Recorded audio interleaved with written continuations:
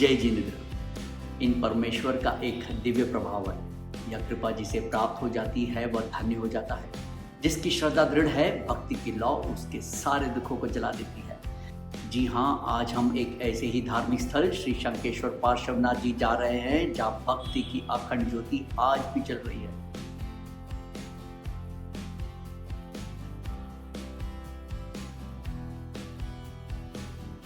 अगर आपके पास आधे दिन का समय है तो श्री शंकेश्वर जी में आप कामधेनु गाय और भी कई मंदिर है जो मैं आपको इस वीडियो में दर्शन कराऊंगा।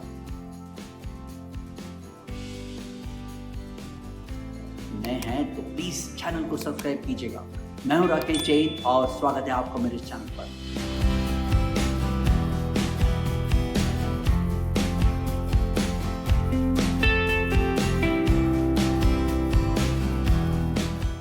कहते हैं शंकेश्वर पार्श्वनाथ जी की प्रतिमा तीनों लोकों में पूजी गई है।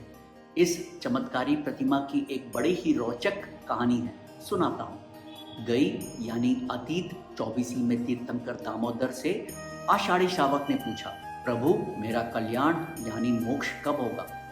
तब प्रभु ने अपने केवल ज्ञान द्वारा आषाढ़ी श्रावक से कहा, आगामी 24 यानी अपनी वर्तमान 24 के 23वें तीर्थंकर के समय तुम्हारा मोक्ष होगा। बस फिर क्या था, आषाढ़ी श्रावक ने श्रद्धा पूर्वक पार्श्वनाथ प्रभु की मूर्ति भरवाई और नित्य अपने घर में पूजन करते रहे। जब आषाढ़ी श्रावक की आयु पूर्ण हुई तो मूर्ति को अपने साथ देवलोक लेकर गए और देवलोक में उसे पूजने लगे। सैकड़ों वर्षों तक अलग अलग स्थानों में अलग अलग देव इत्यादि द्वारा पूजा की गई है यह प्रतिमा। महाभारत के समय कृष्ण और जरासंध के बीच युद्ध के दौरान जरासंध ने अपनी शराविद्या से योद्धाओं को सम्मोहित कर लिया, जिससे वे बूढ़े, लाचार और अशक्त हो गए। कृष्ण ने उनके चचेरे भाई नेमिनाथ जी से मदद मांगी। तब नेमिनाथ जी ने स्वयं युद्ध संभाला और भगवान कृष्ण को अठम तप करने की प्रेरणा दी। भगवान कृष्ण पाताल लोक के नागदेव धर्मेंद्र देव से प्रार्थना की। उनकी प्रार्थना से प्रसन्न होकर धर्मेंद्र देव भगवान कृष्ण के सामने उपस्थित हुए। तब कृष्ण ने भगवान पार्श्वनाथ की यह मूर्ति मांगी। धर्मेंद्र देव ने उन्हें यह मूर्ति दे दी। भगवान कृष्ण ने मूर्ति की पूजा की और मूर्ति के स्नान का जल यानी पाकशाल से अपने योद्धाओं पर छिड़का। फिर चमत्कार हुआ, सभी योद्धा स्वस्थ हो गए। जीत की खुशी को कृष्ण ने शंख बजाकर व्यक्त किया और उसी जगह शंखपुर नाम से एक नगर बसाया। वहां यही भगवान पार्श्वनाथ की स्थापना की, इसीलिए इसे शंकेश्वर पार्श्वनाथ के नाम से जाने जाने लगा। इस मूर्ति की लगभग 86,500 वर्षों तक पूजा की जाती रही है। तो आज आप एक ऐसी चमत्कारी मूर्ति के दर्शन कर रहे हैं जो तीनों लोकों में पूजी गई है।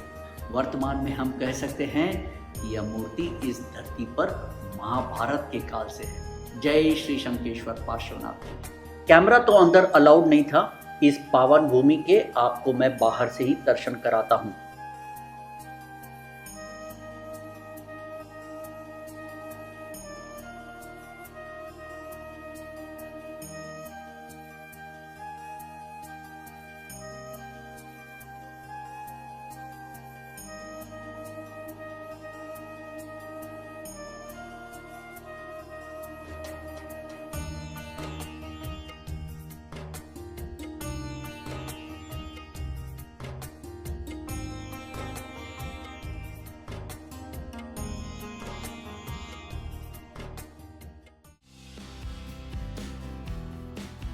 श्री शंकेश्वर जी के मंदिर से यह 108 पार्श्वनाथ जी का मंदिर मुश्किल से आधा किलोमीटर है। मैं पैदल ही निकल पड़ा।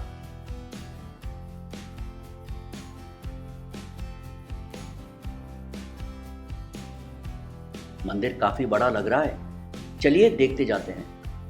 यह गुरु मंदिर है।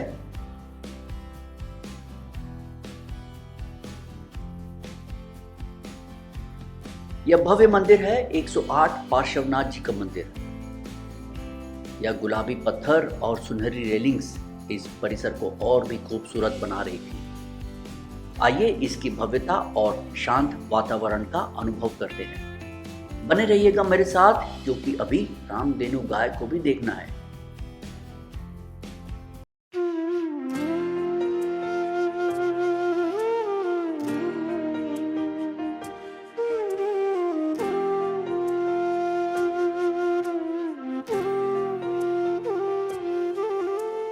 शंखेश्वर का नाथ है हमारा तुम्हारा, हमारा तुम्हारा।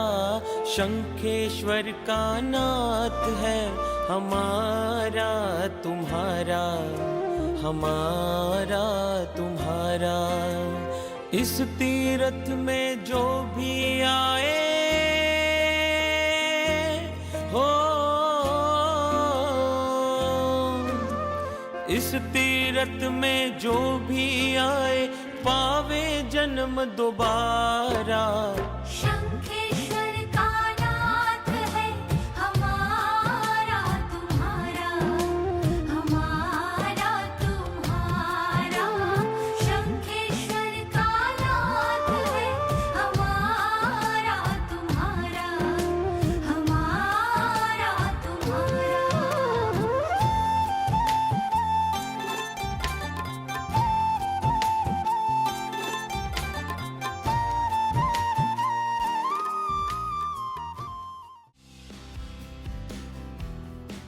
रुकिए, यह क्या बोर्ड था? जी हाँ, ट्रॉपिक ऑफ कैंसर की लाइन इधर से पास होती है। Quite an unusual board. और जब मैंने यह देखा तो मैं बोला चलो एक बार फोटो तो यहाँ पे जरूर खिंचानी चाहिए, ऐसा मौका बार बार मिलता नहीं है। यहाँ कामधेनु गाय मिलेगी हमें, लेकिन यह मंदिर का निर्माण देख ऐसा लग रहा था कि मैं किसी और दुनिया में आ गया हूँ एक पल के लिए। अत्यंत भव्य और सुंदर।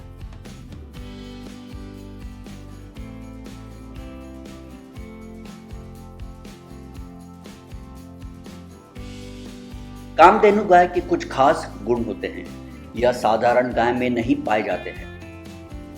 पहला, यह गाय जहां भी विराजमान होती है उस जगह के वातावरण को शुद्ध और पॉजिटिव करती है। दूसरा, गाय के पूंछ का आकार जैसे ऊपर से चोटी बनाई जाती है और बाल नीचे से खुले होते हैं वैसा होता है। तीसरा, इस गाय की रीढ़ की हड्डी में सूर्य केतु नाड़ी होती है, यानी सूरज की किरणों से इस गाय के दूध का पदार्थ किसी भी गाय की तुलना में 3 गुना ज्यादा होता है। चौथा, इस गाय के सींग उल्टे होते हैं, यानी अहिंसक, और यह किसी को नुकसान नहीं पहुंचा सकते।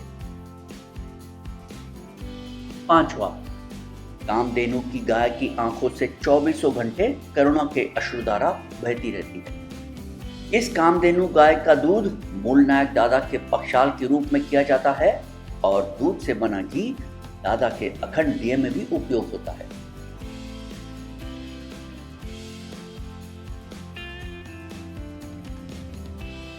श्री पुरुषदानीय पार्श्वनाथ भगवान। कोई बता रहा था कि यह पंचधातु से बनाई गई है। चलिए दर्शन करते हैं। मूर्ति तो काफी बड़ी है। यहाँ और भी मंदिर है, चलिए देखते हैं।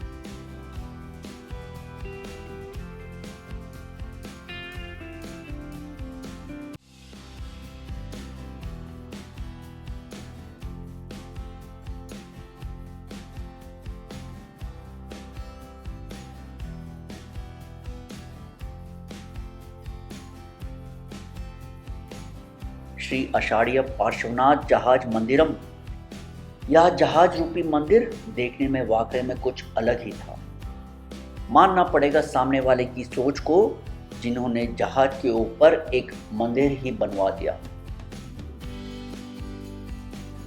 मंदिर भी काफी बड़ा है।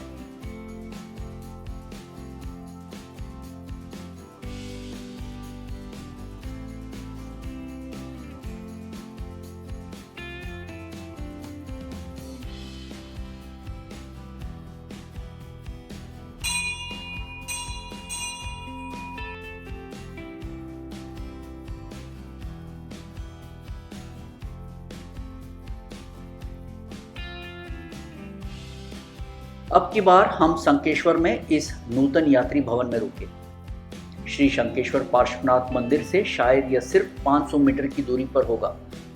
धर्मशाला बहुत ही अच्छी थी।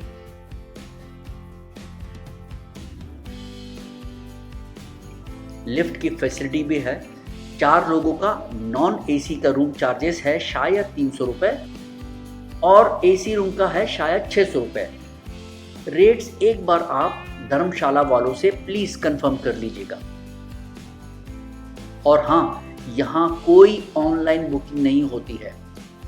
रूम्स के फोटो और वीडियो तो नहीं ले सका, पर कह सकता हूँ कि रूम्स बहुत ही अच्छे थे। सबसे अच्छी बात जो मुझे लगी, यह मंदिर के बिल्कुल पास ही है। उम्मीद है यह जानकारी आपको पसंद आई होगी। वीडियो पसंद आए तो प्लीज़ लाइक और शेयर जरूर कीजिए। फिर मिलता हूँ जल्द ही एक नए वीडियो के साथ। मेरा अगला वीडियो होगा तारंगा धाम चूली के बारे में। बेहद ही मनमोहक और आकर्षक बारीक नक्काशी के लिए बेहद प्रसिद्ध है यह मंदिर।